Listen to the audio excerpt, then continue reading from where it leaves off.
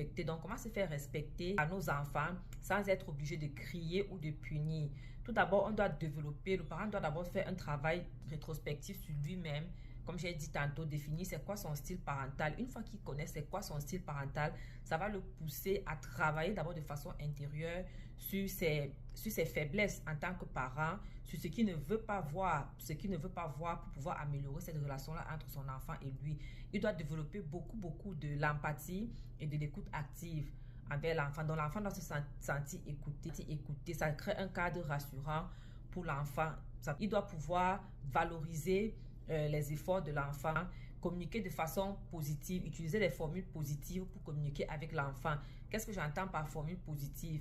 À un certain âge, surtout concernant les tout petits, ils ne sont pas capables de capter l'information. Donc, leur cerveau évolue lentement, bien entendu, et ils n'ont pas encore intégré la notion d'inhibition, c'est-à-dire la négation.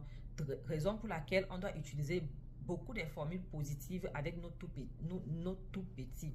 Par exemple, si le tout petit saute sur le canapé, au lieu de dire arrête de sauter ou ne saute pas, parce que quand on va dire ne saute pas, la négation ça ne fonctionne pas. Quand on dit ne saute, tout ce qu'on dit ne saute pas, lui ce qu'il va intégrer c'est sauter. Ou quand on dit ne cours pas, lui va intégrer courir. Donc à la place de dire ne saute pas sur le divan, on va lui dire qu'est-ce qu'on fait sur le divan? On s'assoit sur un divan et là il sera porté à s'asseoir. Un enfant qui court dans la rue, on va pas lui dire arrête de courir, parce que lorsqu'on lui dit arrête de courir, tout de suite il va continuer à courir. On va lui dire va lentement, tu risques de te blesser. Pour éviter de te blesser, qu'est-ce qu'il faut faire? Il faut marcher lentement.